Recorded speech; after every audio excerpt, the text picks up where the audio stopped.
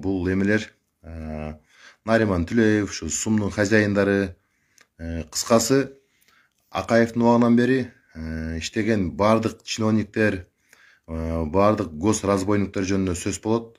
Түз эфирден кетпей туруңуздар. Бүгүнкү основной сөз могу сумдун хозяины Нариман Түлеев жөнүндө болот да. Урматтуу кыргыз элим, салам алейкум. Бул азыр мынакей Камчыбек Кыдыршаевич бардык базарларды иши кылып рейдерство жер менен база алгандардын бардыгын мамлекетке кайтаруу боюнча болгон күчүн жумшап атат. Буну мындай биз пахта деп кабыл албашыбыз керек. Пахта койгондой мага эч ким эчкенде нам бербейт. Ошол мен өзүмдүн ырыскымды өзүм таап жейм, урматтуу достор.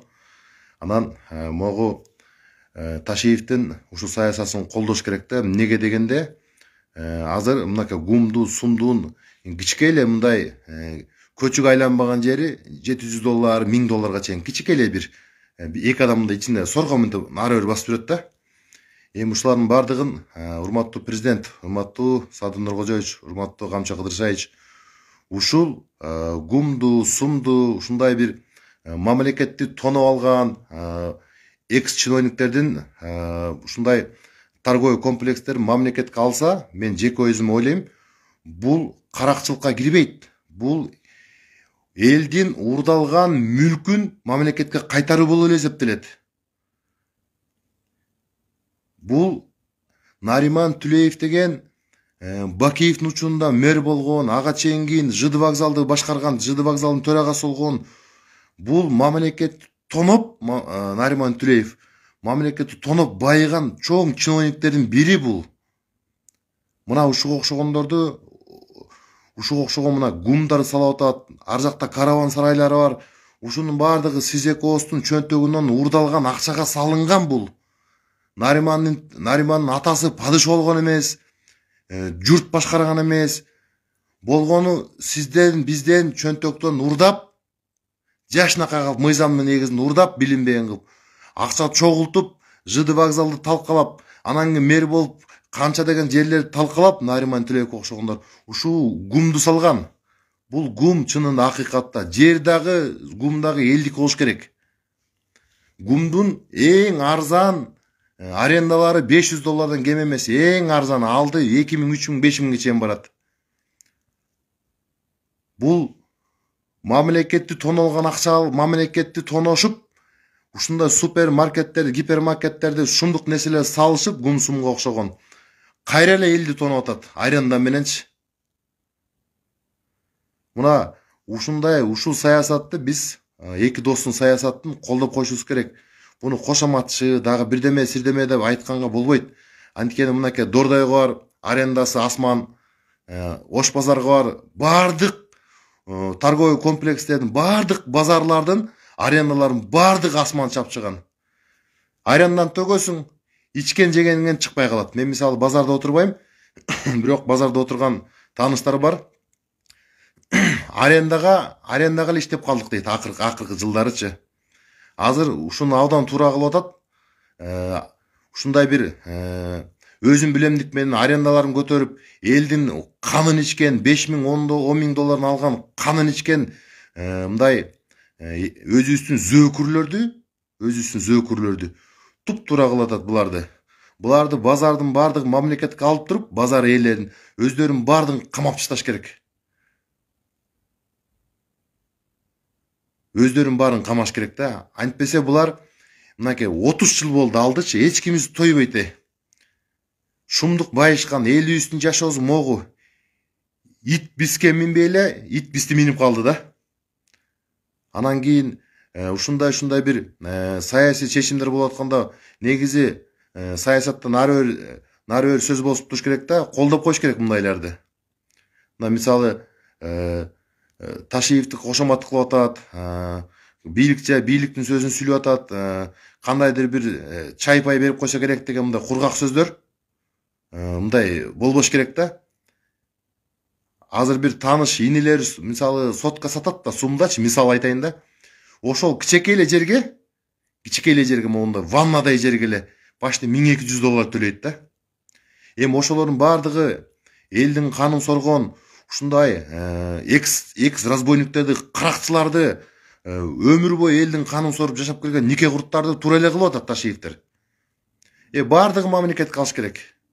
Мына бир эле киши, мисалы, бир эле киши канча нерсени тварт эткен. Бизде андайлар тварт эткендер толуп турат. Мен мисалы жеке өзүм базарлар мамлекетке өтсө, мамлекет өзү бир сene коет. Жана айтып доллар менен койбойт, сом менен коюшат да. Элге де айылдан 50% жегил болот. Мисалы 80 000 сом аренда сумга төксөң, 35 000 сом кылып койсо ошол жаманбы? Анан өзүбүздүн ичин айтып атабыз, уйгурларды камап атат, өзбектер камап атат депчи. Мыйзамда уйгур, өзбек, кыргыз, орус болуп бөлүнбөйт. Бул баарыбыз мамлекеттин ичинде жашап аткандан кийин бул мамлекеттин мыйзамы жалпысыкы иштейт. Кыргызстан боюнча мамлекет базарлар мамлекетке өтүш керек. Достор, бул баягы пахта коюу тиги эмес. Мына өзүңөр көрүп атсыңар. Алды 30 жылдан бери базарды иштеткендер уже миллиард, 2 миллиард доллар менен турат. Анын ичинде мисалы Бабанов бар, Аскар Салымбеков бар, Кулатбек Байболов бар. Байлардын мындай алдыңкы тизме Нариман Түлеев бар. Бизди Кыргызстанды 30 жылдан бери Кыргызстанды бир 100 эле киши тоноп койгон. 100 эле киши Кыргызстанды бөлүп алышкан. Ошо 100 кишини кайра кустурса азыр. Алар бирок доллар менен жешкен да, доллар менен. Азыр сом менен кузуп атат да. Буларды кайра абдан кустуруш керек. Мамлекетке элибиздин, мынакей элибиздин ит минген жашоосуна мына ушулар алып келген. Экс чиновниктерчи. Буларга болушунун кажети жок. Эмне мисалы мамлекет өтсө, мамлекет башкарса, бир сene болсо, элдин баардыгы мындай арзанчылыкта жашап калат да. Анан өзүңөр элестетсеңер, мен мисалы Дордойдун же Ордсайдын, Ош базардын директору болсом, мен мисалы аренданы каалагандай көтөрөм. Магамда айырмасы жок да. 30 миңди алып жүргөн жерим 50 миңди коем, ал айла жок турат ошол жерге ыйлап. Неге? Ошол жерден окаттап, үй бүлөсүн багып атат. Ал эч жакка кете албайт. Ал уже частный бизнесмендерге заложник болуп калган. Биз мондай бир иш жазылып атканда аны сындап, теми менен бычыратып тепкилебей, мына ушундай жердин колдоп коюш керек. Туура эмес кетип аткан жердин бийликке деле ачык айтып коюш керек. Могу жериңе туура эмес болуп атат деп. Мамлекет меники, сиздики да. Булардын азыркы чиновниктер, экс чиновниктер, базарлардын хозяиндары эч кимиз адал жол менен байыган эмес. Бул 1000% гарантия, 1000.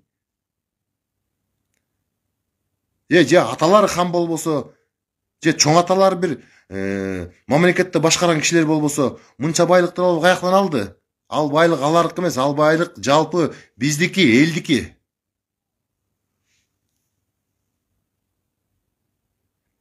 Жалпы элдин байлыгы ал. Ушулардын, ушу гос разбойниктердин айынан 1 миллиард, 1,5 миллион киши, 1,5 миллион киши Россияда тентип жүрөт, мигрант болуп.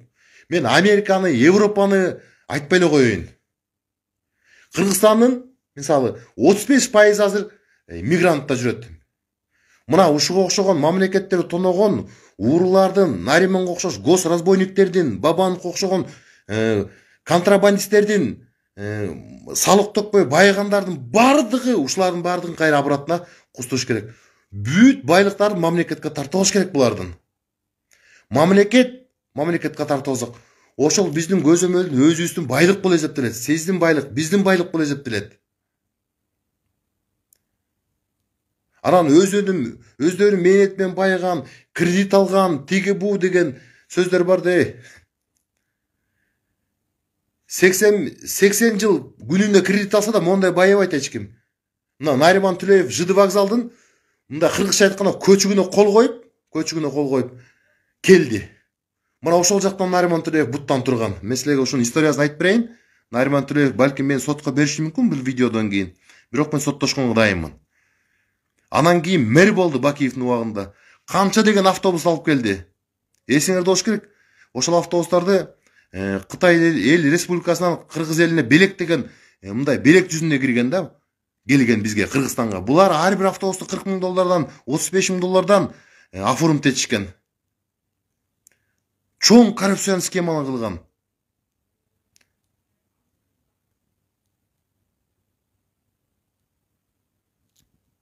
Буларга боорду ачып кереги жок. Бул азыркы каракчыларгачы. Бул мурунку мамлекетти жеп тоноп кеткендердин бардыгы азыр Дубайда, Турцияда бардык жакта үйлөрү бар. Эртең Кудай сактасын. Биздин Кыргыз элинин башына бир бале түшкөн болуп, чоң бир кырсык болсо, булар акырын самолетке отуруп туруп байлар жылып кетет. Аларда мамлекетти уурдаган адамдын жүрөгүндө мекенге болгон сүйүү болбойт. Мекенге болгон адамдын жүрөгүндө сүйүү болсо, ал эч качан мамлекетти уурдабайт. Азыр шаардын ичи, Бишкектин ичин көр. Бир 20 эле киши бөлүп алган. Ошолордун бири мисалы мо Кубанычбек Жумалиев, мына Татанын хозяйыны. Бишкектин ичинде почти что 135 объектisi бар экен. Кубанычбек Жумалиевдин. Бул баягы Акаевдин убагында бардыгын чыгарып алган да. Эми булардын арендасы эле, бунун арендасы эле бир айына бир $500-600 миң берип атат да. Эмне Кубанычбек Жумалиев аксыдан келгенде мультимиллионер болуп келди беле? Жок, ал аксыдан келгенде кадимкидей эле Бишкекке мындай куржалак туруш үчүн келген. Анан келип бак ачылган экен, тияк бияк менен таанышып отурган Акаевдин убагында бийликке келди. Аталарыбыз, илгерки муундар канча жылдап ушу Бишкекти курушкан, орустар менен чогуучу. Эми ошону бир эле Жумалиевдер бөлүп алган да. Бул жерде аябай көп. Ушулардын баарын кустурганга мен мисалы президенттин азыркы саясатын тамай колдойм да. Бул пакта эмес. Мына ушуга окшогон кененирээк айттым да, ушуга окшогон уурулар мамлекетти тоногондорду кайра обратно кустурганы бул өзү бир чоң эрдик. Буга дух керек. Эмне булар деле мисалы унчукпай тигилер менен мындай алыш бериш кылса болбойт беле? Жок. Көкүргөндө мекен болгон сүйүү бар экен, даканса кустуруп атат да. Конкретно кустуруп атат. Кусsun, баардыгы кусsun. Мамлекетти жеген канча деген эл, 35% эл, почти 2 миллион эл тентип жүрөт сыртта. Канчасы тирүү кетип, канчасы өлүп кете алат. Канча адам жетишпей турмушун жетишпегенден үйлөнүп бир айга жетпей ажырашып кетип атат. Мына ушулардын баардыгына бүттүк жамандыктын тамыры эски коррупционерден башталган. Булар жамандыктын энеси. Урматтуу достор, түз эфирди бөлүшүп коет да, мен ойлойм, сураныч бөлүшүп койсоңуздар. Мына азыр өзүмдүн жердешим Өмүрбек Бабанов Азия молду бизнес кылып салды, ооба. Бүттүк контрабанданы канча бир жыл налог төлөбөй, бу деле Кыргызстанга бир миллиард доллар болбосо да миллиард сом ушерп кылгандыр. Аны мен бир Кудайга маалым. Ошонун себебинен ушунча байып, ушунча банктарды ачып, Азия молго окшогон чоң комплекстерди салып, Россияга чоң заводдорду салып, ушул Сизекоровдун чөнтөгүнөн чыккан акчаларга салып атат буну. Налог төгүшкөн эмес да булар убагында. Карга карганын көзүн чукаган эмес убагында. Ошол убакта против чыксаң, аты өлтүрүп коюшкан. Эми мамлекет үчүн мындай чындыкты айтып калалык да. Мамлекет үчүн чындыкты айтып калалык. Мамлекет өлбөсүн, урматтуу кыргыз элим. Мамлекет сен үчүн өлбөсүн, сен мамлекет үчүн өл деген бир улуу урам менен бири-бирибизди колдоп туралык, урматтуу достор. Азыр ресторандар, чайханалар, жакшы бир каймактуу, акча көп жерлердин бардыгы ушу чоңдордуку. бүттүгүн туугандарын оформить этип коюшкан. Элдер 6-7 миң долларга тиз сокулук жактан тоонун этегинен жер албай жүрөт. Мына ушуларга окшогон каракчылардын айынан кыргыз элим кагырап отурабыз каргадай болуп.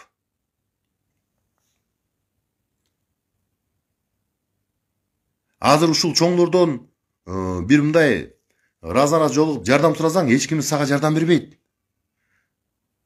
Сенин кыргызың барбы, жокпу, буларга мындай эч бир кызыксыз да.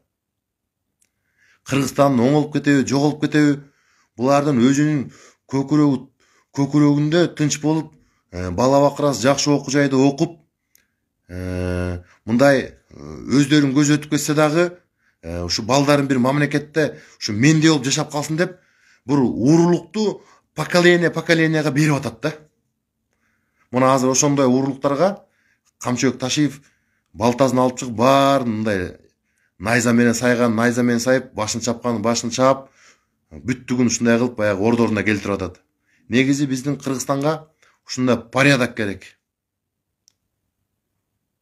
Ошол урматтуу достор, баарыңардын ушу түз эфирди көрүп атканыңарга ыраазычылык билдирем.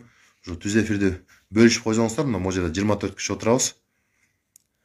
Баарыңарга тынччылык, амандык каалайм, урматтуу кыргыз элим. Мекенибиз өнүгүп, өзө беришине баардык тилектешим. Рахмат.